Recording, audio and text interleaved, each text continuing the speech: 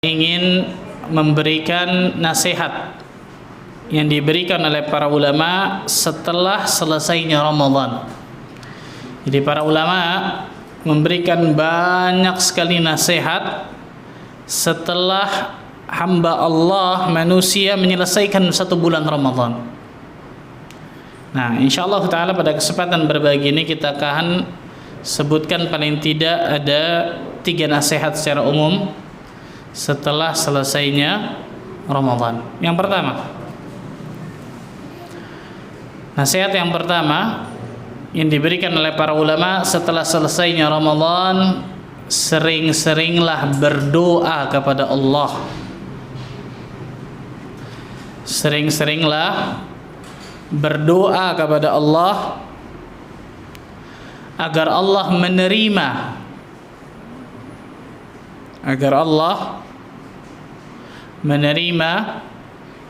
seluruh amal salih yang kita kerjakan pada Ramadan kemarin. Sering-seringlah berdoa kepada Allah agar Allah menerima seluruh amal salih yang sudah kita kerjakan pada bulan Ramadan kemarin.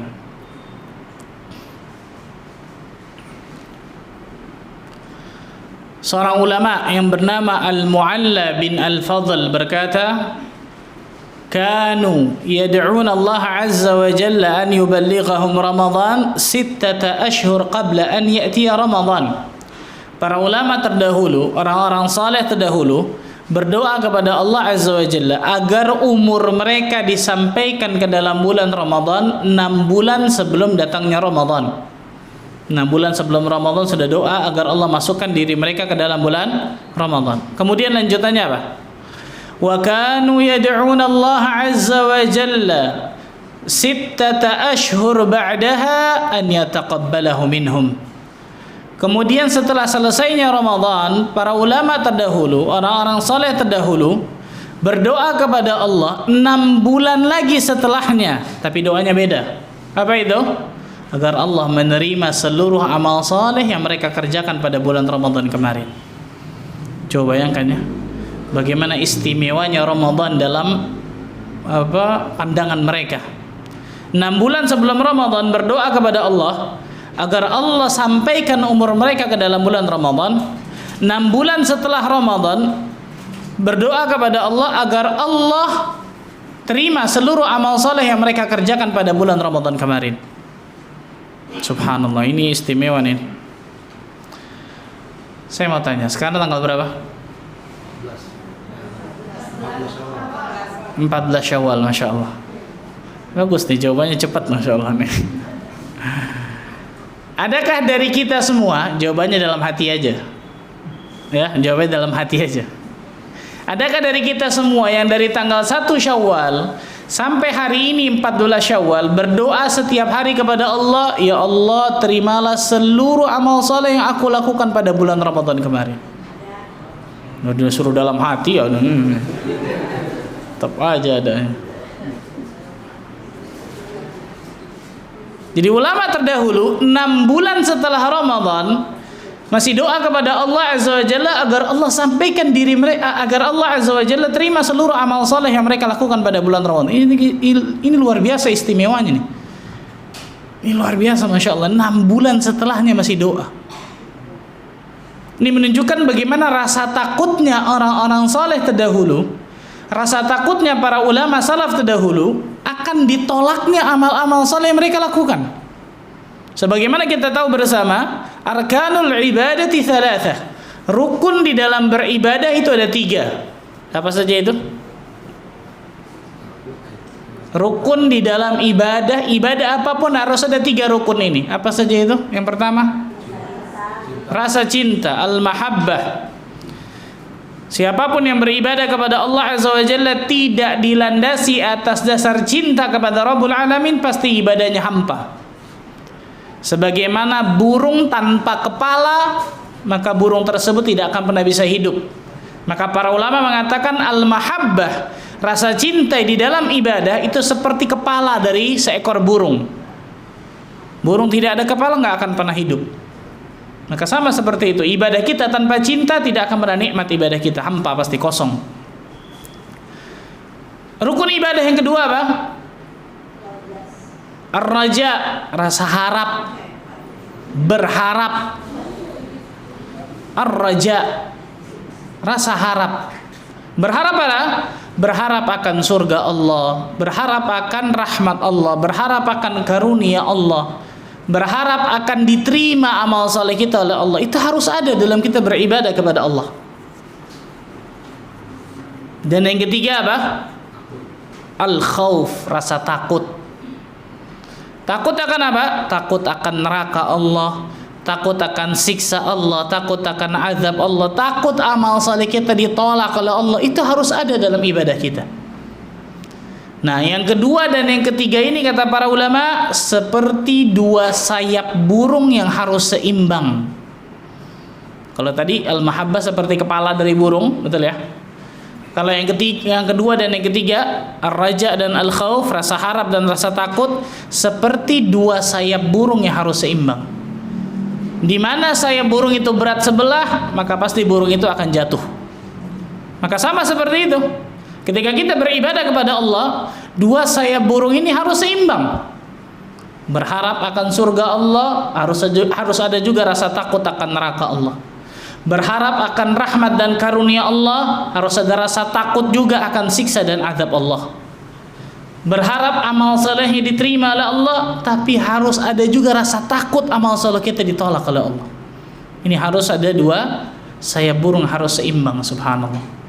Salah satunya berat sebelah, maka dia harus perbaiki yang ringan tersebut. Nah, orang-orang saleh terdahulu, para ulama terdahulu, biasanya lebih besar apa? Harapnya apa takutnya? Takutnya. Allah Azza wa Jalla mengkhususkan orang yang punya rasa takut kepada Allah hanyalah ulama. Hanyalah orang yang berilmu tentang ilmu agama Allah. Innama yakhsyallaha min ibadihil ulama. Sesungguhnya dari hamba-hamba Allah yang mempunyai rasa takut kepada Allah hanyalah para ulama. Lihatlah, hanya para ulama, hanya orang yang berilmu tentang ilmu agama Allah tabaraka wa ta'ala. Subhanallah. Nah, kebanyakan kita yang lebih besar apa? Rajanya apa khaufnya? Hah? Bapak Ibu, rajanya apa khaufnya lebih besar? Kalau khauf berarti Bapak Ibu ulama, Masya Allah ini. Insya Allah raja biasanya lebih besar kita, kebanyakan ya. Oh, Allah kan Ghafurur Rahim, Pak Ustaz. Itu dalil apa tuh? Dalil raja tuh, betul ya? Allah kan Maha Pengampun, Maha Penyayang, Pak Ustaz. Betul, nggak salah. Tapi jangan lupa Allah Azza wa Jalla syadidul iqab. Azab Allah juga sangat apa? Sangat pedih, sangat keras. Maka harus seimbang nih dua hal ini, subhanallah. Antara al-khauf dengan ar-raja. Nah, ulama terdahulu karena rasa takutnya lebih dominan dalam hati mereka, ini yang menjadikan mereka sangat luar biasa dalam beribadah kepada Allah. Makanya tadi tuh Al-Mu'alla bin Al-Fadl sampai mengatakan 6 bulan setelah Ramadan masih doa kepada Allah, ya Allah terima amal ibadah yang aku lakukan pada bulan Ramadan kemarin. Karena rasa takut mereka yang sangat luar biasa dominan, ini istimewa Masya Allah. Karena itu Ali bin Abi Thalib radhiyallahu ta'ala anhu arda berkata, kunu liqabulil amali ashaddah timaman minkum bil amal. Jadilah kalian menjadi orang-orang yang lebih memikirkan tentang penerimaan amal saleh itu lebih besar daripada memikirkan tentang beramal saleh itu sendiri. Saya ulang, perkataannya luar biasa nih. Kunu liqabulil amali ashaddah timaman minkum bil amal. Jadilah kalian orang-orang yang memikirkan tentang penerimaan amal saleh. Jadilah kalian orang-orang yang memikirkan tentang penerimaan amal saleh. Apakah amal saleh saya diterima atau tidak? Itu memikirkan tentang penerimaan amal saleh lebih besar daripada beramal itu sendiri. Lebih besar daripada beramal itu sendiri. Ini dari perkataan Ali bin Abi Thalib kita bisa tahu bagaimana faqihnya beliau tentang ilmu agama. Bagaimana berilmunya beliau, fahamnya beliau tentang ilmu agama luar biasa, Masya Allah. Jadilah kalian hamba-hamba Allah yang memikirkan tentang penerimaan amal saleh itu lebih besar daripada beramal saleh itu sendiri. Bukan berarti beramal saleh nggak penting, penting luar biasa. Tapi apa faedahnya kalau orang beramal saleh banyak tapi nggak ada yang diterima oleh Allah? Na'udzubillah min dzalik. Sholat ribuan rakaat nggak diterima sama Allah. Sedekah miliaran bahkan triliunan nggak diterima sama Allah. Haji dan umrah setiap tahun nggak diterima sama Allah. Apa gunanya? Maka jadilah kalian, kata Ali bin Abi Thalib, menjadi orang-orang yang lebih memikirkan tentang penerimaan amal saleh, berarti kualitas amal saleh, daripada beramal saleh itu sendiri. Kenapa? Beliau melanjutkan, alam tasma'u qaulillahi ta'ala, apakah kalian tidak mendengar firman Allah tabaraka wa ta'ala yang berfirman, innama yataqabbalullahu minal muttaqin. Lihat, Allah selipkan kata-kata innama di situ. Sesungguhnya hanyalah orang-orang yang bertakwa yang amal solehnya akan diterima oleh Allah Azza wa Jalla. Pertanyaan besar adalah, apakah diri kita termasuk golongan hamba-hamba Allah yang bertakwa dalam pandangan Allah atau tidak? Kita nggak tahu, betul ya? Apakah diri kita termasuk golongan hamba-hamba Allah yang bertakwa dalam pandangan Allah, bukan dalam pandangan kita, bukan dalam pandangan makhluk kepada kita, tidak, dalam pandangan Allah. Kita nggak tahu sama sekali apakah diri kita termasuk golongan hamba-hamba Allah dalam pandangan Allah, kita termasuk orang bertakwa dalam pandangan Allah atau tidak. Allah sebutkan innama yataqabbalullahu minal muttaqin, sesungguhnya dari hamba-hamba Allah yang Allah terima amal salehnya hanyalah orang-orang yang bertakwa. Allahu akbar. Berarti ketika seseorang diterima amal salehnya oleh Allah Azza wa Jalla, berarti dia digolongkan oleh Allah termasuk orang apa? Bertakwa. Makanya para ulama sampai mengatakan apa? Seandainya aku mengetahui satu sujudku Allah terima, maka pada saat itu aku berharap kematian. Ulama lain mengatakan, seandainya aku mengetahui satu solatku diterima oleh Allah Azza wa Jalla, najaut, aku selamat dunia akhirat tuh. Allahu akbar. Nah, ini penting ini.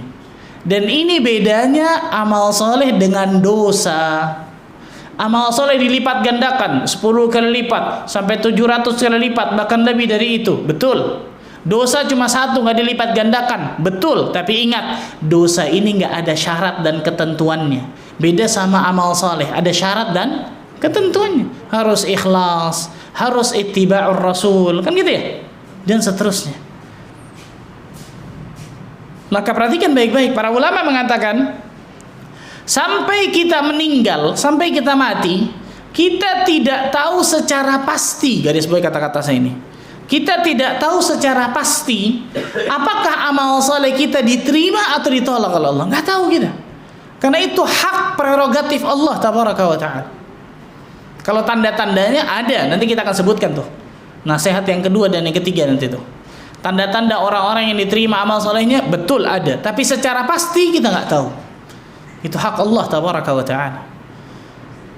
Nah, perhatikan baik-baik nih. Allah Azza wa Jalla berfirman di dalam surat Al-Mu'minun. Ini sudah kita bahas kemarin ketika ciri-ciri ikhlas nih. Surat 23 Al-Mu'minun ayat ke-60. Surat Al-Mu'minun surah 23 ayat ke-60. Walladzina yu'tuna ma ataw wa qulubuhum wajilah annahum ila rabbihim raji'un. Surat 23 Al-Mu'minun ayat 60. Dan orang-orang yang memberikan apa yang telah mereka berikan, kemudian hati mereka takut, karena mereka pasti akan dikembalikan kepada Allah Azza wa Jalla. Kemarin kita sebutkan, setelah orang beramal soleh, nih setelah Bapak Ibu ngaji seperti ini, setelah itu hatinya tenang atau takut? Tenang. Setelah orang berbuat maksiat, berbuat dosa, hati orang yang masih bagus, hatinya setelah itu takut apa tenang? Takut, betul, takut, khawatir, gelisah, betul ya? Lihat ayat itu. Walladzina yu'tuna ma ataw wa qulubuhum wajilah. Dan orang-orang yang memberikan apa yang telah mereka berikan, maksudnya berbuat sesuatu, beramal sesuatu, setelahnya takut. Berarti harusnya kalau kita pakai logika kita, dalam ayat itu orang itu berbuat amal saleh atau amal buruk? Buruk, betul ya? Karena setelah berbuat sesuatu hatinya apa? Takut, betul ya? Di sini pentingnya ketika kita baca Al-Quran, nggak bisa kita baca Al-Quran kemudian pakai otak kita sendiri. Ini pentingnya manhaj. Apa itu manhaj? Metode dalam memahami Al-Quran dan As-Sunnah mengikuti pemahaman salafus salih, mengikuti pemahaman orang-orang saleh terdahulu. Karena dalam Al-Quran ada ayat-ayat yang kalau kita baca langsung kita faham. Wahai orang-orang yang beriman, diwajibkan atas kalian berpuasa sebagaimana kaum-kaum terdahulu berpuasa. Oh, suruh puasa, selesai, kan gitu ya. Tapi ada ayat-ayat yang kalau kita baca harus dengan apa? Tafsirnya, betul ya? Ini namanya manhaj, metode dalam memahami Al-Quran dan As-Sunnah. Nggak bisa pakai kepala kita, otak kita masing-masing. Harus mengikuti bagaimana pemahaman salafus saleh terdahulu, pemahaman para sahabat Nabi radhiyallahu anhum terdahulu. Ketika turunnya ayat ini, Aisyah radhiyallahu anha bertanya kepada Nabi sallallahu alaihi wasallam, lihat, ya Rasulullah sallallahu alaihi wasallam, ahumul ladzina yusriqun wa yaznun wa yashrabuna al-khamr. Wahai Rasul sallallahu alaihi wasallam, apakah yang dimaksud dari ayat ini adalah orang yang mencuri, orang yang berzina, orang yang minum khamar? Lihat, pemikiran Aisyah sama seperti kita, betul ya? Ketika selesai orang ini berbuat sesuatu takut, oh maksiat berarti ini dosa nih. Tapi Aisyah bertanya kepada orang yang lebih berilmu daripada dirinya. Siapa itu? Suaminya, Rasul sallallahu alaihi wasallam. Ini pentingnya kalau kita nggak tahu jangan sok tahu masalah agama. Karena masalah agama ini surga neraka, main-main, luar biasa. Kalau dokter aja nggak pernah ilmu kedokteran, buka pelang kedokteran, bisa ditangkap itu malpraktek, betul ya? Itu masalah duniawi, ini masalah surga neraka. Berapa banyak orang ngomong masalah agama dengan enaknya luar biasa. Menurut saya, siapa Anda menurut Anda? Kalau andanya Imam Syafi'i silahkan, kan gitu. Kalau andanya para sahabat Nabi silahkan. Kalau andanya para ulama silahkan. Tapi kalau menurut saya masih belum bisa bedain antara za dengan za, jangan pakai menurut saya. Ini agama surga neraka, subhanallah. Aisyah bertanya kepada Nabi sallallahu alaihi wasallam, ya Rasulullah sallallahu alaihi wasallam, apakah mereka yang dimaksud dari ayat ini orang yang mencuri, berzina, minum khamr? Itu orang yang berbuat dosa maksudnya. Rasul mengatakan apa? La ya bintas Siddiq. Bukan itu maksudnya, wahai anak Abu Bakar As-Siddiq. Walakinnahumul ladzina yusallun wa yasumun wa yatasaddaqun. Akan tetapi yang dimaksud dari ayat tersebut adalah orang-orang yang salat, puasa, sedekah. Lanjutannya apa? Wa yakhafuna alla yataqabbalahu minhum, dan mereka takut amal-amal saleh mereka ditolak oleh Allah Azza wa Jalla. Allahu akbar. Berarti surat Al-Mu'minun ayat 60 itu ciri khas seorang yang saleh. Setelah dia beramal saleh, tenang, pasti tenang, Allah masukkan ketenangan. Tapi ada yang kedua, takut amal salehnya ditolak oleh Allah Azza wa Jalla. Itu harus ada tuh, karena itu ternyata ciri khas orang yang saleh. Allahu akbar. Walladzina yu'tuna ma ataw wa qulubuhum wajilah annahum ila rabbihim raji'un. Dan orang-orang yang telah memberikan apa yang telah mereka berikan, kemudian hati mereka takut.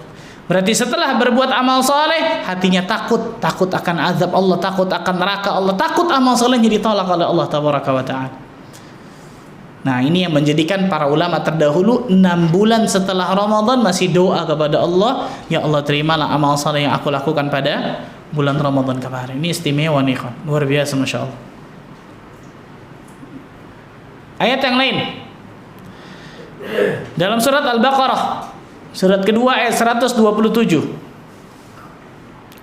Surat kedua Al-Baqarah ayat 127.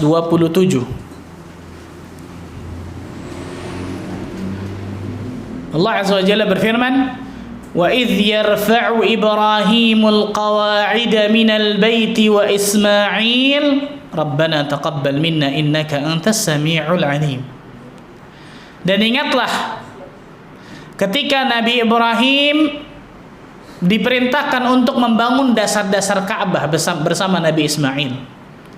Seraya mereka berdua berdoa kepada Allah, Rabbana taqabbal minna innaka antas sami'ul alim. Ya Allah, ya Tuhan kami, terimalah amal ibadah kami ya Allah. Sesungguhnya Engkau Maha mendengar lagi Maha mengetahui. Syekh Abdul Aziz bin Abdullah bin Baz, yang terkenal dengan Syekh bin Baz rahimahullah taala, mufti Saudi zaman dulu yang sangat luar biasa. Beliau ketika menafsirkan ayat ini menangis sampai sesegukan di hadapan murid-muridnya. Luar biasa. Menangis sampai luar biasa sesegukan beliau. Lihat, ini bedanya orang yang faham sama orang yang nggak faham, betul ya? Kalau kita baca ayat ini lewat begitu saja mungkin biasa aja. Tapi orang yang berilmu tahu apa yang dia baca. Kata Syekh setelah nangis tuh, beliau mengatakan kepada murid-muridnya, ta'ammalu hadhil ayah ya ikhwan. Coba kalian, wahai para murid-muridku, renungi ayat ini baik-baik. Dalam ayat ini kata Syekh ada 4 kekhususan. Ada berapa kekhususan? 4. Ada 4 kekhususan. Kekhususan yang pertama, amrun khas, perintah yang khusus. Perintah yang khusus. Jadi perintahnya khusus langsung dari Allah maksudnya. Kekhususan pertama, perintah yang khusus langsung dari Allah maksudnya. Perintah yang khusus. Perintahnya kepada siapa?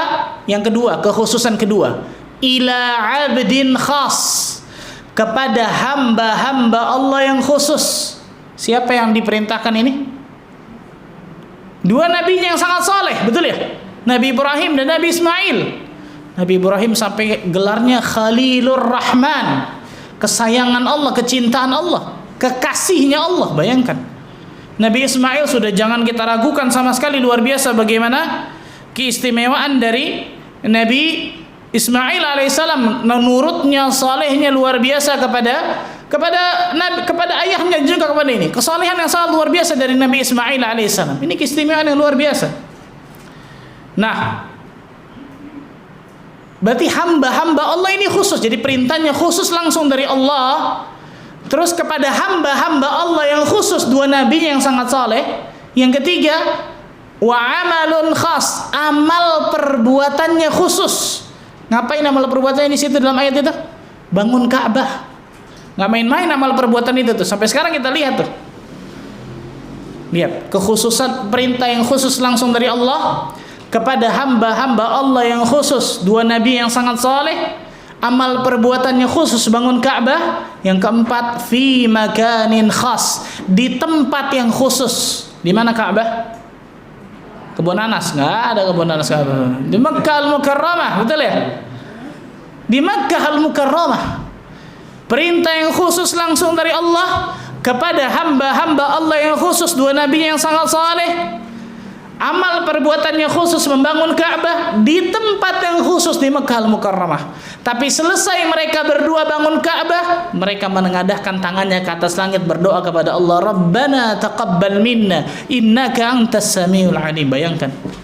Padahal 4 kekhususan. Kata Syekh, bagaimana dengan kita? Kita bukan hamba Allah yang khusus seperti 2 nabi yang sangat saleh. Perintahnya bukan juga khusus langsung dari Allah kepada kita. Amal perbuatannya bukan khusus seperti bangun Ka'bah. Kita beribadah juga bukan di tempat yang khusus seperti Makkah dan Madinah, bukan. Tapi selesai beribadah, ujuk, bangga akan ibadah kita. Bongah, sombong, melihat orang lain di bawah kita, meremehkan manusia. Subhanallah. Ketika selesai beribadah, yakin pasti sudah dapat surga lah. Yang tengah-tengah lah, surga yang tengah-tengah. Ini subhanallah. Lihat, beliau menangis sejadi-jadinya ketika beliau menafsirkan ayat ini, istimewa luar biasa. Dan ini bedanya ulama, ya kawan, orang yang faham tentang ilmu agama Allah. Ini yang menjadikan 6 bulan setelah Ramadan, para ulama salaf terdahulu masih berdoa kepada Allah agar amal mereka di Ramadan diterima oleh Allah. Dan ini harus jadi kebiasaan nih, kawan. Harus jadi kebiasaan. Selesai kita beramal saleh apapun, langsung doa kepada Allah. Rabbana taqabbal minna, Rabbana taqabbal minna, Rabbana taqabbal minna, innaka antas samiul alim. selesai sholat, selesai kajian, selesai baca Quran, selesai sedekah, Rabbana taqabbal minna innaka antas samiul alim. Karena kita nggak tahu sama sekali, subhanallah. Li'annaka la tadri aqbilta am la, kata para ulama, karena engkau tidak tahu sama sekali apakah amalmu diterima atau tidak oleh Allah Azza wa Jalla. Ini diantara keistimewaan para ulama terdahulu, rasa takut yang luar biasa dominannya, maka sering-seringlah berdoa kepada Allah agar Allah menerima seluruh amal saleh yang kita lakukan pada bulan Ramadan dan seluruh amal saleh yang sudah kita kerjakan. Yang kedua, nasihat yang kedua. Nasihat yang kedua setelah selesainya Ramadan.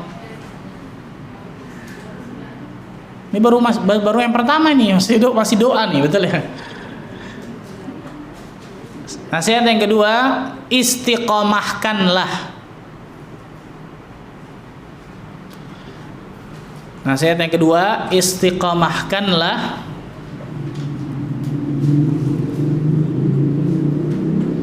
amal-amal saleh yang sudah kita kerjakan pada bulan Ramadan kemarin.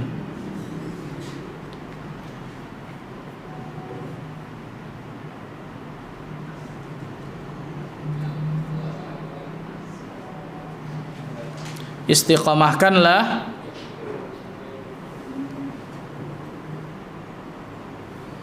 amal-amal saleh yang sudah kita kerjakan pada bulan Ramadan kemarin.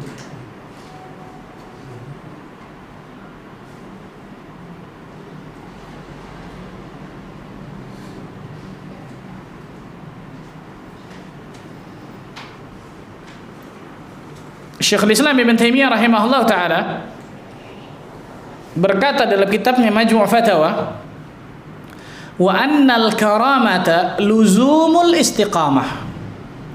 Sesungguhnya karamah apa Bapak Ibu? Karamah, ada yang tahu? Apa itu karamah? Hah?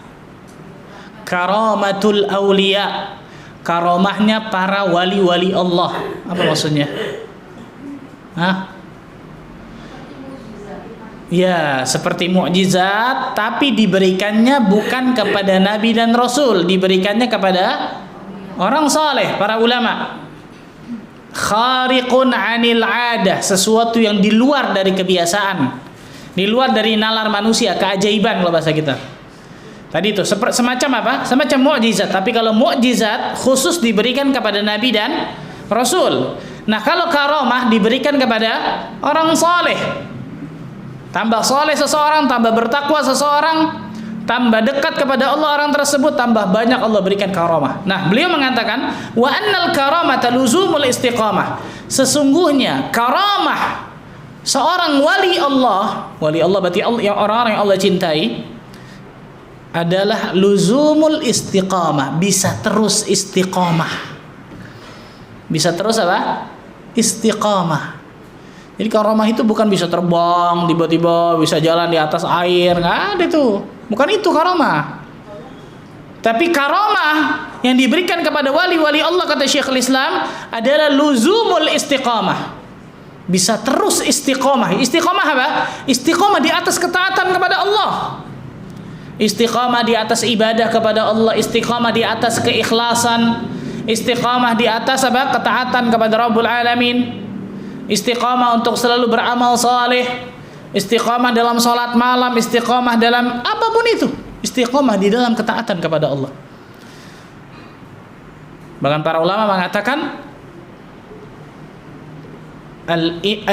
al-istiqamatu khairum min alfi karamah. Istiqamah itu lebih baik daripada 1000 karamah yang Allah berikan kepada wali-walinya. Kenapa? Karena keistiqamahan tersebut adalah termasuk karamah tersendiri yang Allah berikan kepada wali-wali yang Allah cintai. Jadi akidah Ahlus Sunnah wal Jamaah meyakini adanya karamatul awliya. Perhatikan baik-baik nih, ini penting nih. Ini akidah Ahlus Sunnah wal Jamaah meyakini adanya karamah wali-wali Allah. Tapi wali Allah ini siapa? Orang yang beriman dan bertakwa kepada Allah, itu semua wali Allah. Perhatikan baik-baik nih. Umar bin Khattab radhiyallahu anhu, wali Allah bukan? Wah, luar biasa, Allah cintai, luar biasa, langsung dijamin surga melalui lisan Nabi sallallahu alaihi wasallam. Apa bentuk karomahnya Umar bin Khattab? Apa kata Nabi sallallahu alaihi wasallam? Wahai Umar, kalau engkau jalan di satu jalan, syaitan akan milih jalan yang lain. Padahal Umar ngelihat itu syaitan enggak? Saya mau tanya. Kagak, betul ya? Enggak takut digebukin syaitan itu, enggak, subhanallah. Tapi keistimewaan satu orang saleh ini, tambah beriman dan tambah bertakwa orang tersebut, tambah Allah azza wajalla berikan keistimewaan kepada hamba itu. Jadi wali Allah bukan berarti kemudian saya katakan tadi itu bisa berjalan di atas air, bisa terbang. Enggak. Imam Syafi'i rahimahullah ta'ala mengatakan apa? Idza ra'aita ar-rajul, apabila engkau melihat seseorang nih, yamshi 'alal ma', bisa jalan di atas air, aw yatiru fil hawa, atau bisa terbang di atas udara, jangan engkau menganggap dia tiba-tiba wah ini wali Allah nih. Sebelum engkau menimbang amalannya apakah sesuai dengan sunnah Rasul sallallahu alaihi wasallam atau tidak.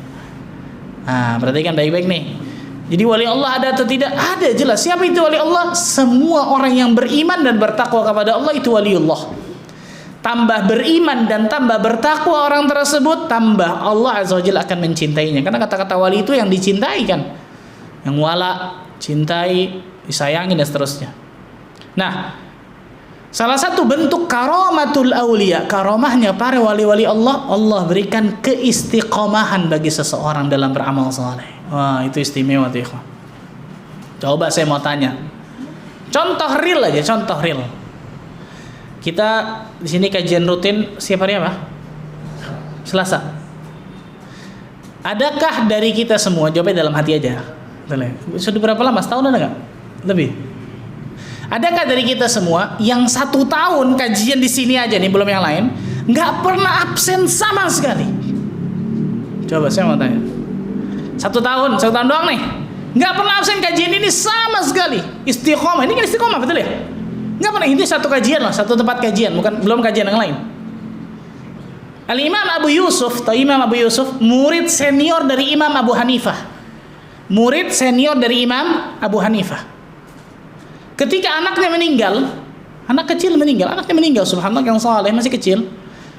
Beliau minta tolong kepada orang lain, tolong urus jenazah anakku ya. Hah? Engkau mau kemana wahai imam? Kenapa engkau nggak ngurus jenazah anakmu juga? Minta tolong ke orang supaya ngurus jenazah anaknya, memandikan, mengkafani, mensolati. Engkau mau kemana wahai imam? Aku ingin hadir di kajian Imam Abu Hanifah. 17 tahun aku nggak pernah alfa sama sekali. Hah? Berapa?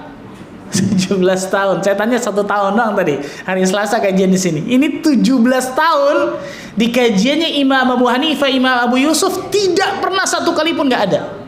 Kan itu luar biasa keistiqomahannya, betul ya? Itu karomah tuh.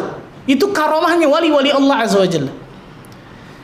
Adakah dari kita semua yang bisa 1 tahun nih nggak pernah ketinggalan sholat malam? Nggak pernah ketinggalan sholat malam jam 2, jam 3 misalnya. Wah, luar biasa, nggak main-main itu. Keistiqomahan yang Allah berikan dalam ketaatan kepada Allah itu karomah tersendiri yang Allah berikan kepada para wali-wali Allah. Dan ini nasihat yang kedua yang diberikan para ulama. Istiqomahkanlah, konsistenkanlah, langgengkanlah amal-amal saleh yang sudah kita kerjakan pada bulan Ramadan kemarin. Ikhwan, mutiara-mutiara Ramadan itu luar biasa banyaknya. Yang saya maksud mutiara adalah amal-amal saleh yang sudah kita kerjakan pada bulan Ramadan itu luar biasa banyaknya. Dari sholat malamnya, dari puasanya, dari tilawatul Qur'annya, dari melazimkan datang ke masjidnya, sholat berjamaah bagi laki-laki, dari sedekahnya, dari zikir dan doanya, dari i'tikafnya, dari macam-macam luar biasa. Mutiara-mutiara yang luar biasa itu. Kalau ada orang diving, masuk nyelam ke dasar laut, ada yang hobi diving di sini. Teman saya luar biasa hobinya diving, bahkan jadi instruktur. Ketika dia diving, dia ambil cari mutiara, dapat banyak mutiara. Ketika di pantai dia naik, kemudian dia buang satu-satu mutiaranya. Orang akan ngomong apa? Wah, nggak waras nih. Capek-capek cari mutiara di dalam, betul ya? Bisa bahaya itu dalam loh. Dalam laut itu bisa bahaya luar biasa. Bisa memadaratkan dirinya dan seterusnya. Sampai di pantai dia buang satu-satu mutiaranya. Pasti orang akan ngomong nggak waras nih. Mutiara Ramadan, yang saya maksud mutiara adalah tadi apa? Amal-amal saleh yang sudah kita kerjakan di bulan Ramadan itu luar biasa banyaknya. Masa kemudian setelah Ramadan selamat tinggal amal-amal saleh tersebut semuanya. Rabb yang kita sembah di Ramadan sama dengan Rabb yang kita sembah di bulan Syawal. Rabb yang kita sembah di Ramadan sama dengan Rabb yang kita sembah di bulan Dzulqa'dah, Dzulhijjah, Muharram dan seterusnya. Sama Rabbul Alamin, Allah tabaraka wa taala. Tugas mulia, amanah besar yang Allah berikan kepada kita sama sampai kita mati. Apa itu? Wa ma khalaqtul jinna wal insa illa liya'budun. Dan tidaklah aku, kata Allah, menciptakan jin dan manusia kecuali untuk beribadah kepada Allah. Jadi ibadahnya bukan di Ramadan doang. Sampai kapan? Wa'bud rabbaka hatta ya'tiyakal yaqin. Sembahlah Rabbmu sampai datang kematian kepada dirimu. Baru selesai. Jadi kita hamba Allah, bukan hamba Ramadan. Ramadan bukan tujuan. Ramadan itu sarana menjadikan diri kita bertakwa kepada Allah. Orang yang menjadikan Ramadannya sebagai tujuan, maka dia beribadah hanya di Ramadan saja tuh. Orang yang menjadikan Ramadannya sebagai tujuan, dia salat malam hanya di Ramadan saja tuh pasti. Orang yang jadikan Ramadannya sebagai tujuan, dia puasa, baca Quran, sedekah, kemudian melazimkan ke masjid, kajian di Ramadan saja sudah. Selesai Ramadan, selama tinggal itu semua tuh. Bahkan berapa banyak orang-orang kaum muslimin yang menjadikan Ramadan seakan-akan penjara besar yang mengurung dirinya. Sehingga ketika selesai Ramadan, wah, bebas dari penjara. Orang bebas dari penjara luar biasa tuh. Senangnya kayak apa tahu. Salah ini, perhatikan baik-baik, kawan. Salah. Harusnya mengistiqomahkan amal-amal saleh yang sudah kita kerjakan pada bulan Ramadan kemarin, subhanallah. Bahkan, di antara tanda, ini yang saya sebutkan tadi, di antara tanda amal saleh seseorang diterima oleh Allah Azza wa Jalla, orang tersebut akan melanjutkan amal saleh selanjutnya, dan selanjutnya. Para ulama menyebutkan ini. Inna min alamati qabulil hasanah al-hasanatu ba'daha. Sesungguhnya di antara tanda amal saleh seseorang itu diterima oleh Allah, orang tersebut akan melanjutkan amal saleh selanjutnya, dan selanjutnya. Itu di antara tanda.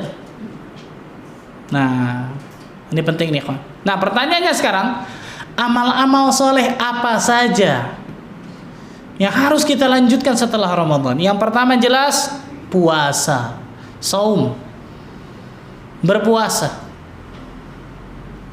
Puasa apa maksudnya setelah Ramadan? Puasa sunnah. Ada 6 sampai 7 puasa sunnah yang bisa kita lakukan setelah selesainya Ramadan. Yang pertama, puasa apa namanya? Puasa 6 hari di bulan Syawal. Rasulullah sallallahu alaihi wasallam bersabda, "Man shama Ramadana thumma atba'ahu 6 min Syawal, kana lahu ka shiyamid dahr." Barang siapa yang berpuasa Ramadan kemudian dia ikuti dengan 6 hari di bulan Syawal, maka dia akan mendapatkan pahala 1 tahun berpuasa. Bayangkan 1 tahun puasa gampang susah? Saya yang jawablah, susah itu.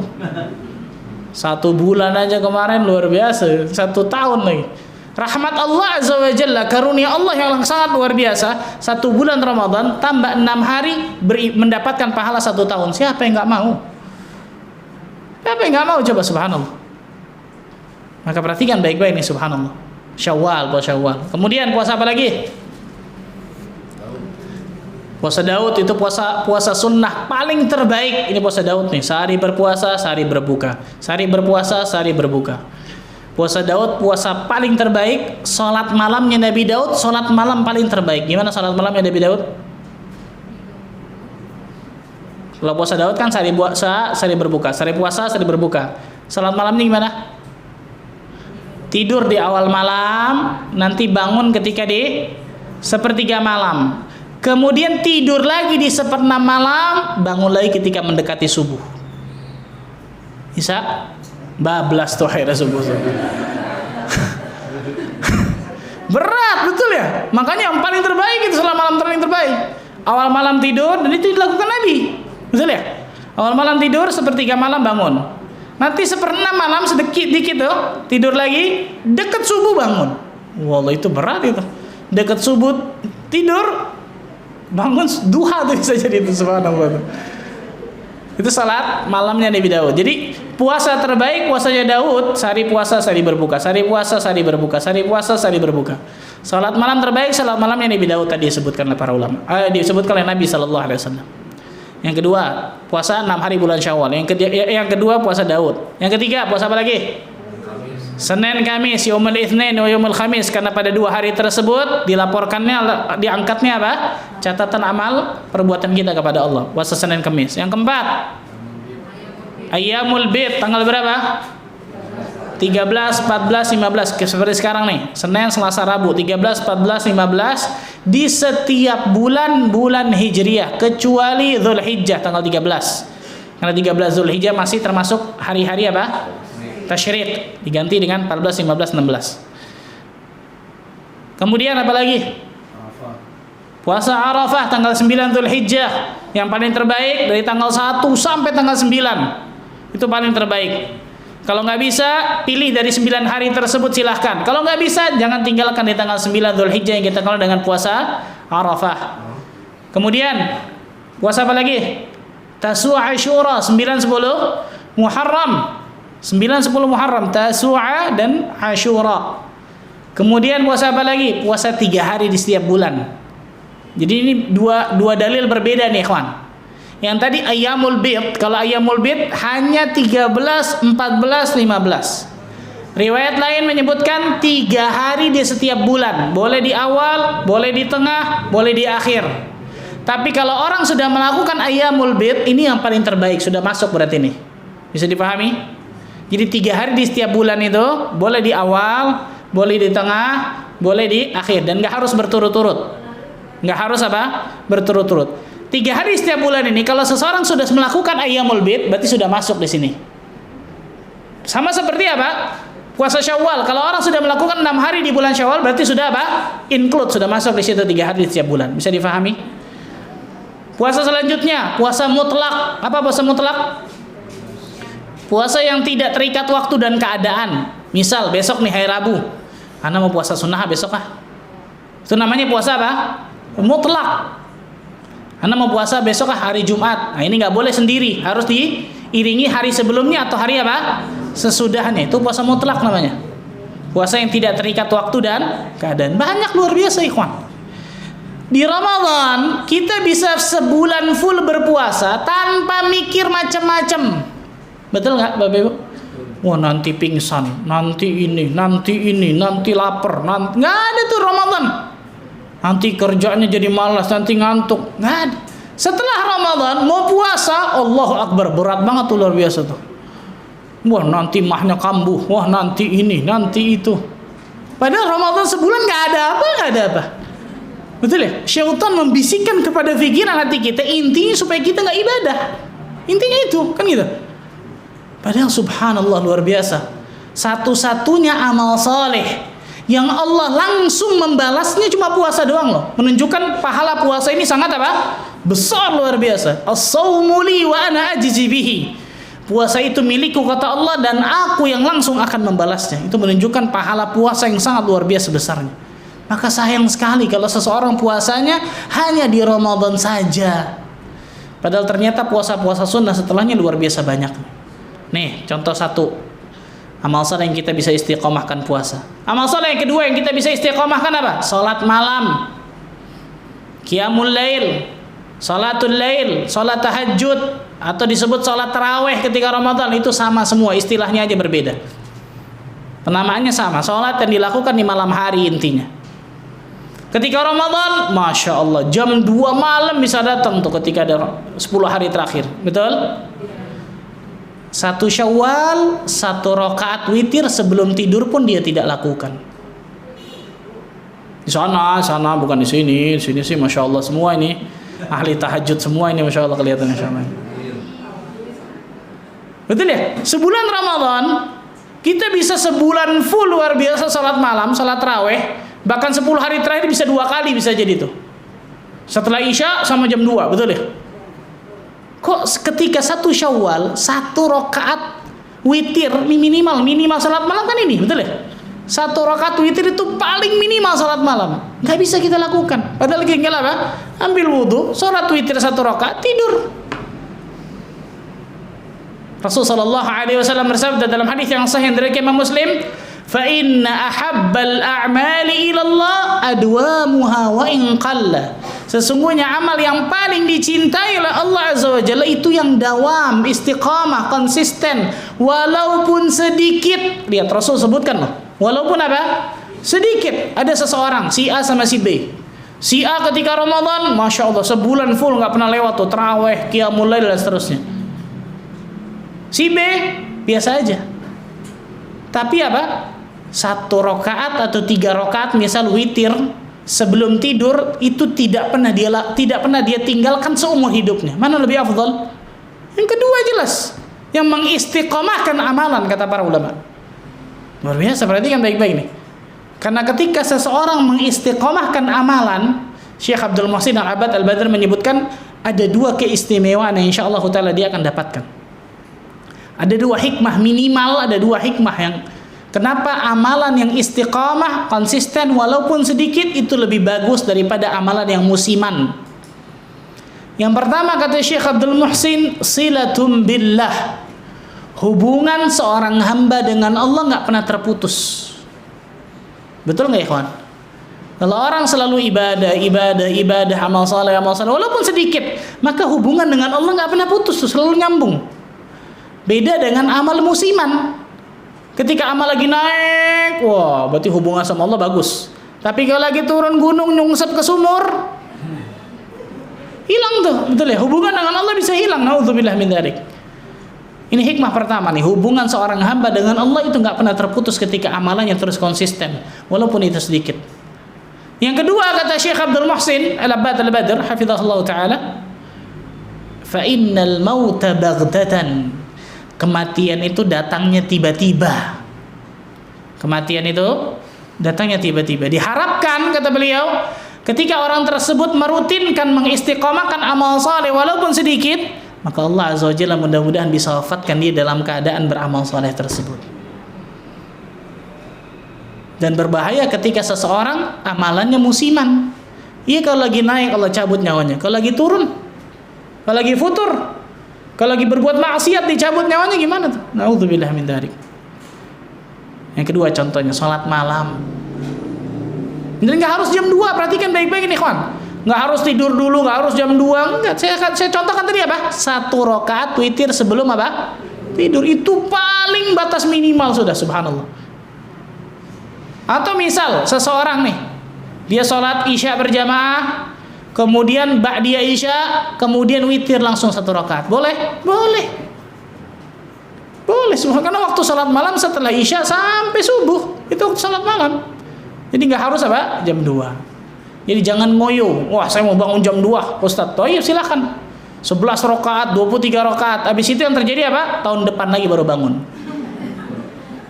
Maka jauh lebih bagus apa? Sedikit tapi konsisten. Yang paling terbaik ketika apa? Banyak dan konsisten, itu luar biasa, Masya Allah. Tapi untuk menuju seperti itu harus ada apa? Step by step, nggak bisa kemudian langsung ngoyo seperti banyak seperti itu. Yang ketiga, amal saleh ketiga yang bisa kita langgengkan, apa itu? Tilawatul Quran. Membaca Al-Quranul Karim, bersahabat dekat dengan Al-Quranul Karim. Ini penting luar biasa nih. Ketika Ramadan, Masya Allah, orang bisa 2 kali, 3 kali, 4 kali, 5 kali, 7 kali, 10 kali hatam. Luar biasa, Masya Allah. Ketika selesai Ramadan, lupa taruh Al-Qurannya di mana. La haula wa la quwata illa billah. Sampai berdebu tuh Quran, luar biasa tuh. Ini salah ini. Salah, subhanallah. Saya katakan apa? Ramadan itu bulan ngecas iman kita. Agar Ramadan baterai kita full, baterai iman dan takwa kita full, setelah Ramadan siap menjalani 11 bulan menjadi orang-orang yang bertakwa kepada Allah. Salah satunya adalah apa? Mentadabburi isi Al-Quran, membaca isi Al-Quran, memahami isi Al-Quran, mengamalkan isi Al-Quran, menjadikan Al-Quran sebagai pedoman, petunjuk dalam hidupnya, kan gitu. Maka harus ada nih, harus ada waktu-waktu ketika kita tilawah Al-Quran, dan ada waktu juga mentadabburi isi Al-Quran. Itu paling terbaik, Masya Allah. Yang keempat, sedekah. Ketika Ramadan, Masya Allah, Saya ngelihat masjid-masjid banyak tuh air-air mineral menggunung, masya Allah. Setelah Ramadan gunungnya hilang. Ikhwan, emang orang minum Ramadan doang ya? Betul ya? Emang orang minum Ramadan doang, betul ya? Emang orang makan Ramadan doang? Berapa banyak masjid-masjid melakukan apa? Kegiatan, ada puasa, buka puasa Senin Kamis di masjid tersebut, betul ya? Atau ketika ada kajian di masjid tersebut, seperti Masjid Imam Nawawi, seminggu 3 kali, Senin saya, Kamis ada kajian juga, Maghrib semua, sama Ahad ada kajian Ustaz Azhar. Seminggu 3 kali. Senin Kamis selalu ada buka puasa bersama di situ. 100 lebih, setiap Senin Kamis 100 lebih, kadang 200 bahkan, subhanallah. Jadi mana orang yang Ramadan ngasih masya Allah kok hilang sekarang gitu. Ini perhatikan nih, langgengkan itu, istiqomahkan itu, kata para ulama. Jadi jangan ketika Ramadan jadi orang karam, dermawan luar biasa, ketika selesai Ramadan malah balik lagi jadi orang bakhil. Salah ini. Bersedekah, betul ya? Berapa banyak orang-orang yang Allah Azza wa Jalla berikan karunia, dengan hartanya Allah bisa masukkan dia ke dalam surga karena hartanya tersebut. Ini istimewa, masya Allah. Kemudian yang keberapa tuh? Yang kelima, zikir dan doa. Zikir dan doa.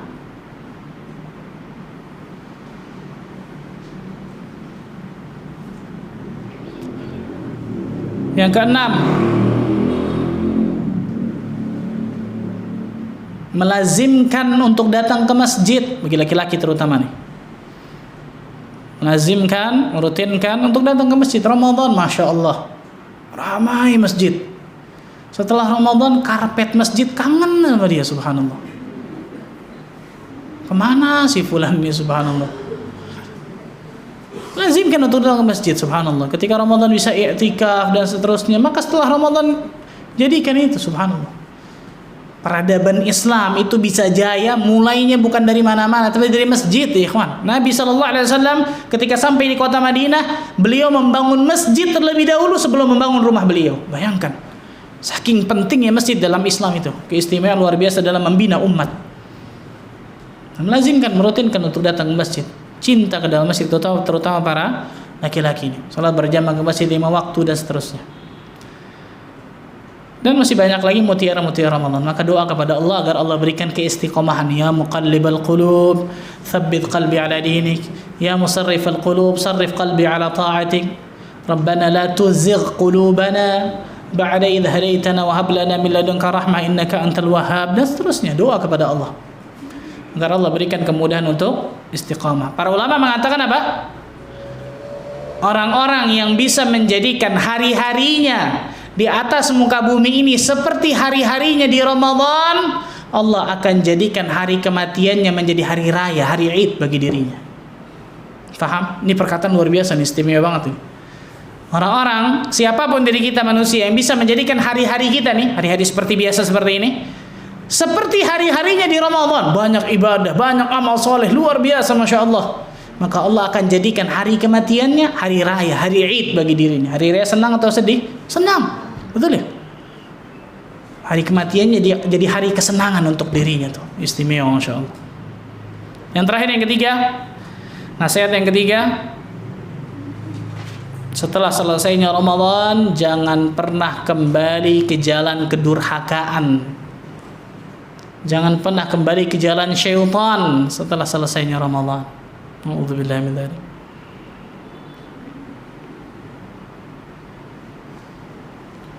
Jangan pernah kembali ke jalan kedurhakaan ketika selesainya Ramadan.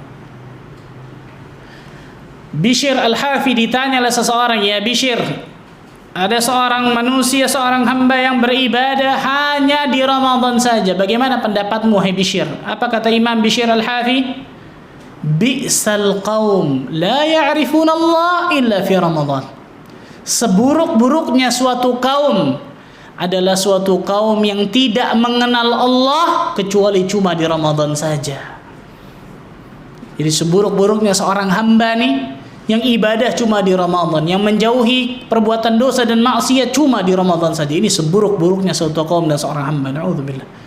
Ketika Ramadan, kita bisa melatih diri kita untuk nggak makan dan minum di siang hari ketika Ramadan. Kenapa? Karena kita tahu bisa membatalkan dan dosa. Kenapa latihan ini nggak kita teruskan setelah Ramadan gitu? Setelah Ramadan semua maksiat dan dosa kita bantai. La haula wala quwata. Mana training kita Ramadan sebulan full itu? Siang hari Ramadan di dalam kamar ada gelas berkeringat, tahu gelas berkeringat? Air dingin maksudnya. Air es. Ada air es. Wah, haus enak banget minum. Enggak, dosa nih. Batal saya. Bisa gitu tuh. Selesai Ramadan di hadapan kita ada sesuatu yang haram. Wah, enak juga ya. Kok nggak bisa kita jauhin? Mana training Ramadan sebulan ini? Mana sekolah Ramadan, madrasah Ramadan sebulan kita menjauhi maksiat dan dosa itu? Para ulama sampai mengatakan apa? Orang-orang yang setelah Ramadan malah kembali ke jalan kedurhakaan dan dosa kepada Allah, salah satu tanda orang-orang yang Ramadannya ditolak oleh Allah Azza wa Jalla. Na'udzubillah min dzalik. Raghima anf, celaka seseorang. Rajulun dakhala alaihi Ramadan, seseorang masuk ke dalam bulan Ramadan, thumman salah, kemudian selesai dari Ramadan, dosa-dosanya enggak diampuni oleh Allah. Celaka orang ini. Na'udzubillah min dzalik. Maka perhatikan baik-baik, jangan kembali ke jalan kedurhakaan kepada Allah, jalan berbuat dosa kepada Allah Azza wa Jalla setelah selesainya Ramadan. Kun rabbaniyan wa la takun ramadaniyan. Jadilah kalian menjadi rabbani, hamba-hamba Allah, bukan menjadi hamba Ramadan. Siapa itu hamba Ramadan? Hamba yang tidak beribadah kecuali hanya di bulan Ramadan. Hamba yang tidak menjauhi maksiat dan dosa kecuali hanya di bulan Ramadan. Subhanallah. Wallahu a'lam bishawab. Ini mungkin yang saya bisa sampaikan, beberapa nasihat setelah Ramadan. Semoga Allah Azza wa Jalla jadikan diri kita termasuk hamba-hamba Allah yang selalu Allah berikan istiqamah sampai nantinya Allah Azza wa Jalla wafatkan dari kita semua dalam keadaan husnul khatimah. Allahumma amin rabbal alamin. Silakan mungkin kalau ada yang mau bertanya.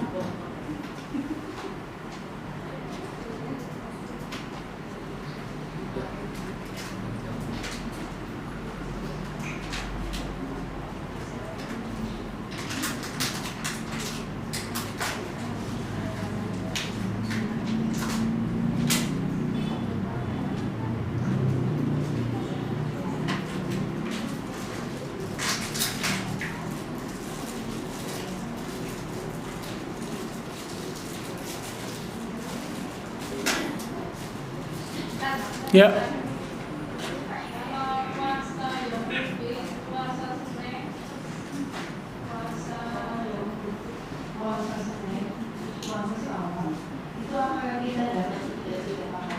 Ya. Para ulama berselisih pendapat tentang apakah puasa Syawal bisa digabungkan dengan niat puasa sunnah yang lain. Ulama beda pendapat tentang masalah ini. Wallahu ta'ala alam bishawab. Ana pribadi lebih menguatkan pendapat dibolehkan puasa Syawal digabung dengan puasa sunnah yang lain yang memang setaraf.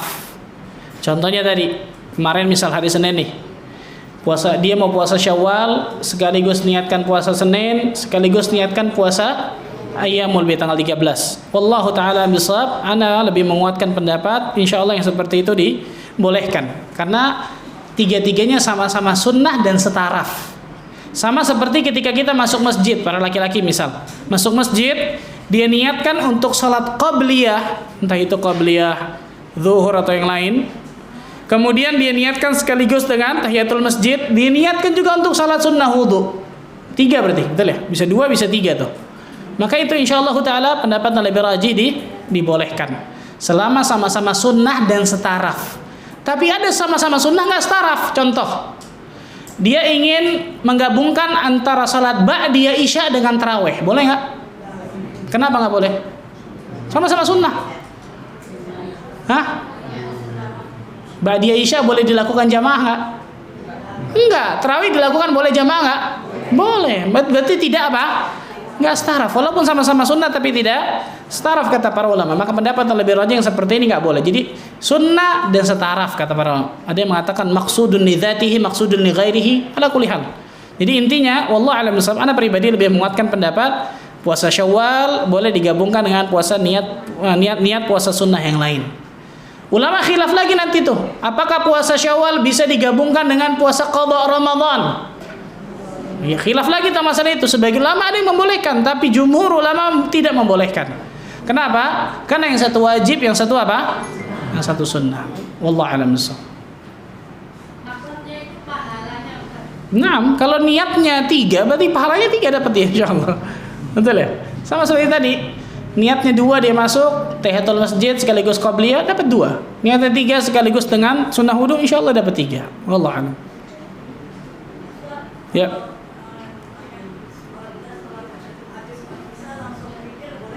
Boleh. Boleh, itu yang saya katakan tadi. Setelah salat Isya misal, ibu-ibu misal salat Isya, kemudian salat ba'diyah Isya, kemudian salat witir, entah itu 1 rakaat, entah itu 3 rakaat, entah itu 5 rakaat, terserah, itu boleh. Atau misal dia salat malamnya setelah itu, salat Isya, salat ba'diyah Isya, kemudian salat malam 2 tutup 1 misal, boleh. Dia salat malam tidak harus 11, nggak harus 2, 3 dan seterusnya kan gitu. Paling minimal 1 rakaat salat witir itu salat malam minimal, itu paling minimal. Maksimal nggak ada batasan maksimalnya. Salatul lail mathna mathna, salat malam itu 2. Fa idza khasyiya ahadakum as-subh shallu raka'atan wahidah. Apabila engkau takut terkena waktu subuh, maka jadikan 1 rakaat untuk witirmu. Jadi yang paling minimal 1 rakaat itu salat witir, maksimalnya salat malam terserah, boleh berapa saja silakan. Wallahu a'lam. Ya. Assalamualaikum. Waalaikumsalam warahmatullahi wabarakatuh. Kalau kita selalu sholat malam, tahajud dan witir itu waktunya selalu mepet waktu subuh. Dan itu setiap hari itu dibilang. Nggak apa-apa, boleh insyaallah. Tadi kan di awal tadi ya, setelah Isya kemudian sholat. Bisa juga dibalik, sebelum subuh kemudian apa? Sholat. Dia bangun misal jam 4. Sekarang Isya subuh kan jam 4 lewat 34. Dia bangun jam 4 lewat 5, jam 4 lewat 15 misal. Untuk apa? Untuk dia sholat 1 rakaat witir misal. Saya contohkan yang paling apa? Paling minimal gitu. Supaya dia ambil wudu kemudian sholat 1 rakaat witir. Boleh jelas, subhanallah. Atau kemudian masih ada waktu nih. Oh ya berarti saya 2, 1 misal. Boleh silahkan. Jadi boleh awal malam, boleh akhir malam, boleh pertengahan malam. Selama itu dilakukan ketika malam itu namanya salat malam. Yang paling afdal memang apa ketika sepertiga malam. Salat malamnya Nabi Daud tadi itu. Wallahu a'lam bishawab. Yang lain? Assalamualaikum warahmatullahi wabarakatuh. Waalaikumsalam warahmatullahi wabarakatuh. Semoga Allah selalu jaga Ustaz. Allahumma amin wa iyyakum. Ustaz pernah bertanya mengenai pemberian hadiah Ustaz. Jadi apabila satu wali kelas atau guru anak sekolah misalnya gitu melaksanakan walimah, kan luar pekerjaan Ustaz. Artinya kita boleh nggak memberikan amplop atau hadiah kepada seorang guru yang sedang melaksanakan walimah Ustaz? Dia walimah. Kita datang ke walimah dia. Iya Ustaz. Boleh. Yang tidak dibolehkan ketika memberikan hadiah kepada guru itu adalah ketika dia sedang mengajar, berkaitan tentang pengajarannya, kemudian di sekolah dan seterusnya, apalagi kemudian dia tahu yang memberikan kita. Maka yang paling terbaik ketika kita memberikan tadi hadiah walimah kepada guru tersebut, guru itu nggak perlu tahu. Misal tadi memberikan amplop, kan biasanya di depan mungkin ditaruh, betul ya? Atau berikan kepada keluarganya atau siapa. Silahkan, itu lebih ahsan ketika guru tersebut tidak tahu kita memberikan hadiah kepada itu. Maka itu lebih aman. Ini sebenarnya untuk menjaga, sebenarnya namanya saddud dzari'ah. Saddud dzari'ah itu itu menutup segala celah yang bisa mengantarkan kepada sesuatu keburukan atau keharaman. Nah, ketika seseorang misal orang guru ngajar di sekolah, kemudian ada orang tua murid ngasih hadiah, manusiawi guru tersebut condong kepada siapa? Kepada murid-muridnya tersebut, yang orang tua murid ngasih itu pasti subhanallah. Makanya Rasul mengatakan hadayal ummal ghulul. Hadiah yang diterima bagi para pekerja itu sebuah pengkhianatan kan gitu. Salah satunya adalah masalah apa? Guru seperti ini. Maka kalau ingin memberikan tadi, para ulama, sebagian ulama memberikan solusi nih. Kalau ingin memberikan hadiah kepada guru, maka kasih kepada yayasannya atau kepala sekolahnya, sehingga guru ini nggak tahu siapa yang ngasih hadiah ini. Dan yang lebih terbaik lagi, kasih kepada yayasannya atau kepala sekolahnya, kepada semua guru, dan tidak tahu siapa yang ngasih. Itu lebih zen, lebih mumtaz, insya Allah. Lebih nikmat lagi yang seperti itu. Jadi nggak harus langsung kepada guru tersebut. Itu untuk menutup sebenarnya, untuk menutup segala celah yang bisa mengantarkan kepada keharaman atau keburukan. Allah. Kenapa? Sama aja, Bu. Sama aja, nggak boleh, subhanallah, ada hakikatnya. Karena dia tahu kan ada hakikatnya. Syekh bin Baz ketika ditanya, ya Syekh, kita mau perpisahan nih, betul ya? Mau perpisahan, bayangkan nih saking fatwa beliau, hati-hatinya luar biasa. Kita mau perpisahan, berarti kalau perpisahan udah nggak ketemu lagi nih, nggak ketemu tuh guru sama murid dan seterusnya. Boleh nggak kita orang tua murid kasih hadiah? Kata Syekh, lebih baik jangan tahu engkau yang mengasih hadiah. Bayangkan sampai seperti itu. Sampai menjaganya sampai seperti itu loh, bayangkan sampai seperti itu. Walaupun ketika sudah ini sebenarnya kan sudah nggak ada lagi, betul ya? Sudah nggak ngajar lagi, hati nggak ada kecondongan ke situ. Maka lebih ahsan dia tidak mengetahui engkau yang memberikannya. Tadi mungkin lewat yayasannya, lewat kepala sekolahnya yang ngasih kan gitu ya. Sehingga nggak tahu siapa yang memberikan. Wallahu alam, itu lebih aman. Itu lebih aman. Istilahnya tadi Saddud dzari'ah atau saddud dzara'i'. Contoh, ya, Allah mengatakan la taqrabuz zina, jangan kalian mendekati apa? Zina. Berarti segala celah, segala sarana yang bisa mengantarkan kepada perzinahan diharamkan dalam Islam. Contohnya apa? Pacaran, khalwat laki-laki perempuan, betul ya? Chatting-chattingan kalau zaman sekarang laki-laki perempuan. Segala celah, semua cara yang bisa mengantarkan kepada perzinahan itu ditutup dalam Islam. Itu namanya saddud dzari'ah. Saddud dzara'i'.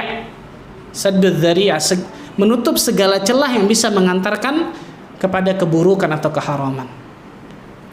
Wallahu a'lam. Waalaikumsalam warahmatullahi wabarakatuh. Untuk puasa Syawal ya puasa kan itu dilakukan di bulan Syawal. Kalau seandainya tidak terkejar di bulan Syawal, apa boleh mengerjakan selama dulu berapa? Apa boleh apa? Boleh ada dulu gitu, maksudnya puasa Oh, iya. kejar gitu. Nah, ini tiap tahun ditanya insyaallah nih.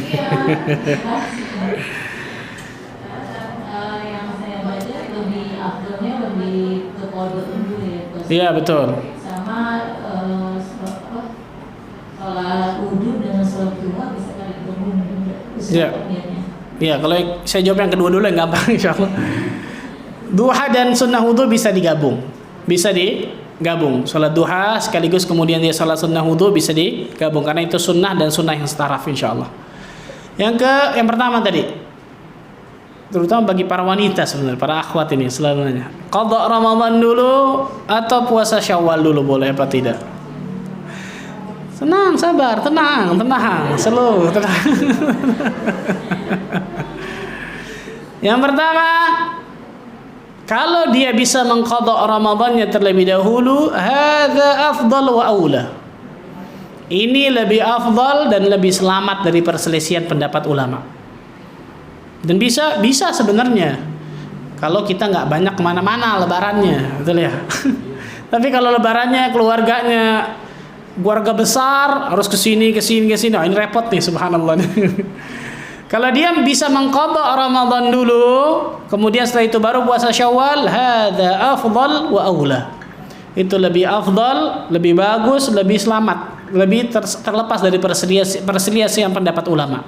Karena sebagian ulama ada yang mengatakan jelas yang wajib lebih harus didahulukan daripada yang sunnah. Ini menurut apa? Sebagian ulama. Wallahu ta'ala bisawab, pendapat yang lebih anak kuatkan sampai detik ini, sekali lagi ini khilaf ulama, jangan kaget kalau ternyata tanya ustadz beda-beda. Karena ini masalah fikih, pasti ada khilaf di kalangan ulama. Jadi tinggal kita lihat mana yang lebih menentramkan hati kita, yang kita lihat mungkin yang lebih dalil lebih kuat, silahkan, subhanallah. Anak pribadi lebih menguatkan boleh untuk puasa Syawal terlebih dahulu. Boleh untuk berpuasa Syawal terlebih dahulu. Yang terdalilnya adalah Aisyah radhiyallahu anha mengatakan bahwa Aisyah radhiyallahu anha tidak mengqadha puasa Ramadannya kecuali di bulan Sya'ban. Kecuali di bulan apa? Sya'ban, yang pertama. Yang kedua, kata para ulama, berapa banyak para wanita yang ternyata ketika haid lama. Ada haid 10 hari, subhanallah, ada haid 12 hari. Ini kalau qada Ramadan gimana caranya? Sulit sekali, subhanallah, yang seperti ini gitu. Kalau ada yang mengatakan berarti itu kekhususan, bagaimana kemudian hukum itu bisa kekhususan bagi dirinya? Nggak bisa. Maka wallahu taala al-shawab, pendapat yang lebih anak kuatkan, sekali lagi ini khilaf di kalangan ulama, lebih anak kuatkan boleh bagi kita untuk puasa Syawal terlebih dahulu baru mengqada Ramadannya. Ditambah lagi kata para ulama, coba lihat hadisnya. Man shama Ramadhana thumma atba'ahu sittan min Syawal. Barang siapa yang berpuasa Ramadan kemudian diikuti 6 hari di bulan Syawal. Para ulama menyebutkan di antara hikmah puasa Ramadan sebulan full ditambah 6 hari bulan Syawal. Kata para ulama, sebagian ulama ada yang mengambil hikmah. Amal soleh itu minimal dikalikan lipat berapa? Amal soleh minimal dikalikan lipat berapa? 10, betul ya? Berarti kalau sebulan, kita ambil paling minimal nih, kalau sebulan seorang beribadah, berpuasa, dikali 10, berapa? 300 hari, kita ambil sebulan 30 hari bisa, 300 hari. 6 hari bulan Syawal, dikalikan 10, berapa?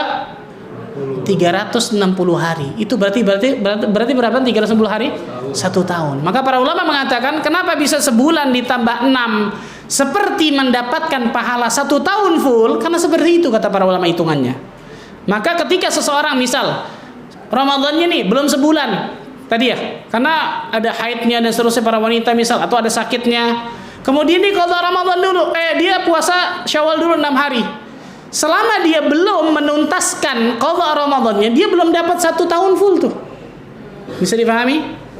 Nah, berarti makanya walaupun dibolehkan dia untuk pendapat yang lain lebih kuatkan, walaupun dibolehkan dia berpuasa Syawal dulu, maka lebih baik kemudian ketika setelah dia puasa Syawal dia cepat langsung kemudian apa?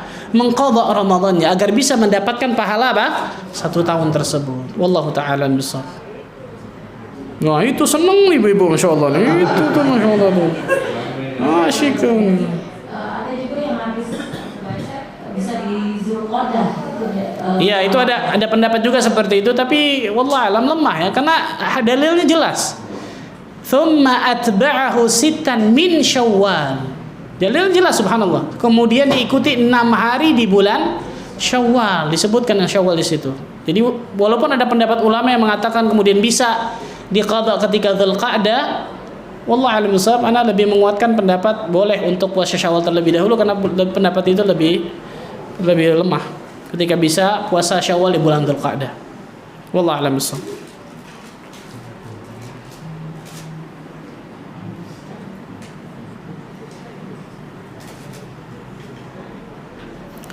Lagi? Silakan.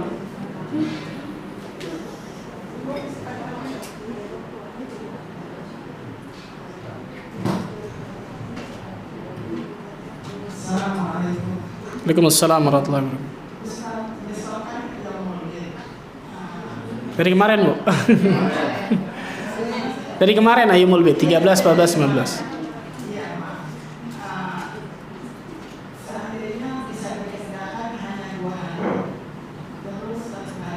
Ya. Betul. Nah, jawabannya bisa. Jawabannya apa? Bisa, tapi perhatikan nih. Yang paling afdal 3 hari berpuasa di setiap bulan, itu tadi saya katakan apa? 13, 14, 15 di bulan apa? Hijriyah, betul ya? 13 nggak bisa Pak Ustaz, atau 14 nggak bisa, atau 15 nggak bisa. Bisa diganti dengan hari yang lain. Yang penting 3 hari puasa di setiap bulan. Tapi yang paling afdal jelas 13, 14 dan 15. Maka jawaban jelas boleh. Kalau ditanya boleh, jawabannya boleh. Saya bisa cuman hari ini sama besok Pak Ustaz. Boleh, Bu. Besoknya juga boleh, besoknya lagi boleh, besoknya juga boleh, karena yang paling penting 3 hari di setiap bulan. Tapi yang paling afdal dan yang paling afdal dari 3 hari di setiap bulan ini adalah 13, 14, 15. Itu yang paling afdal. Wallahu a'lam.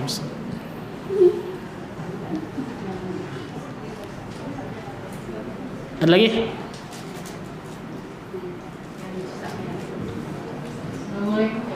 Waalaikumsalam warahmatullahi wabarakatuh.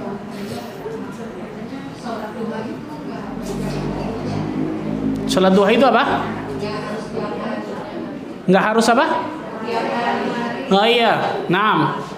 Ada pendapat sebagian ulama bahwa mengatakan yang lebih afdal sholat duha itu tidak tiap hari.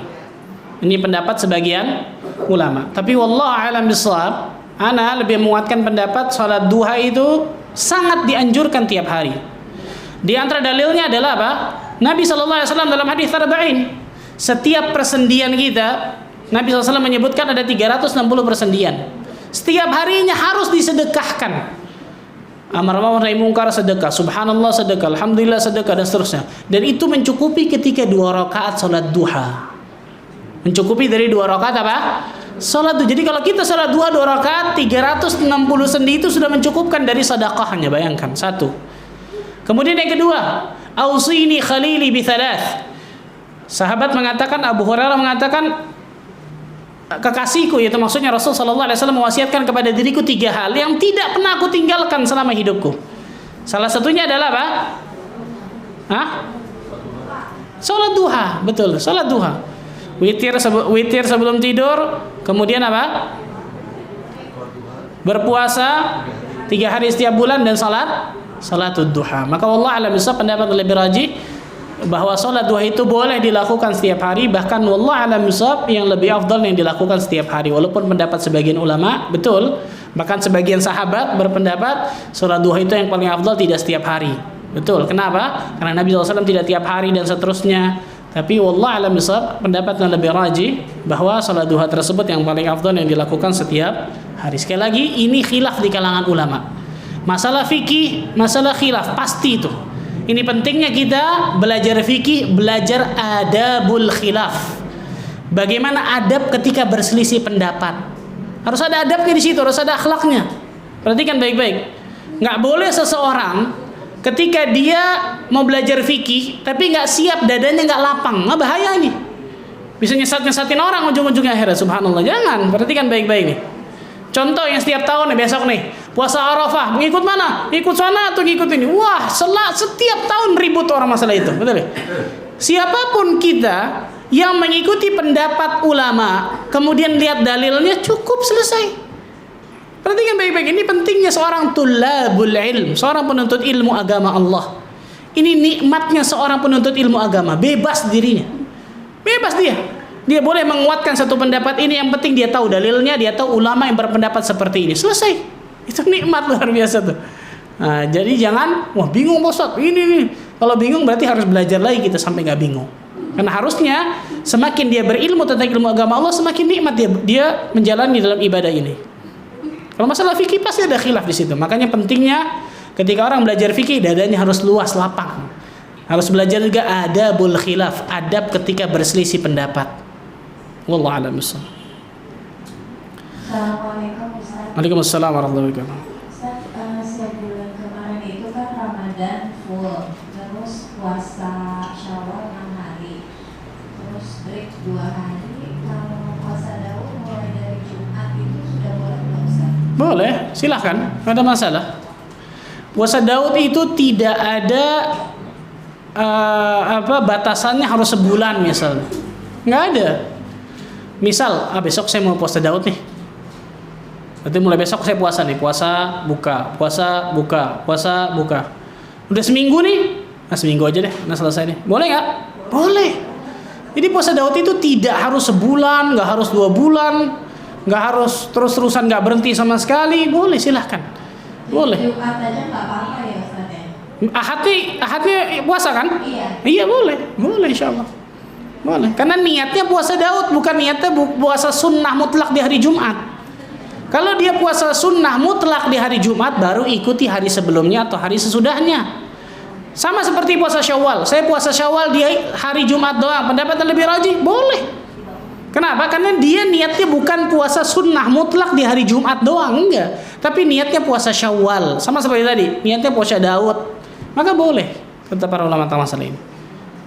Wallahu ta'ala a'lam. Afwan. Lagi?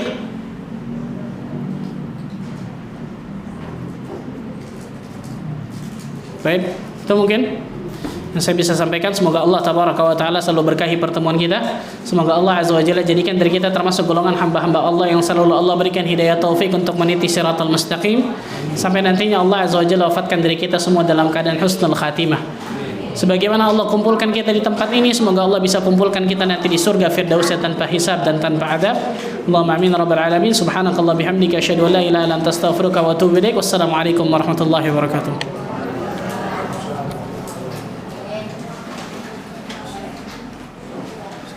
Allah يبارك فيك.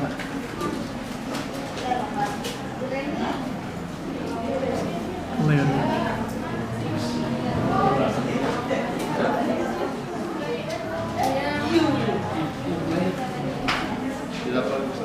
الله يبارك فيك. الله يبارك فيك.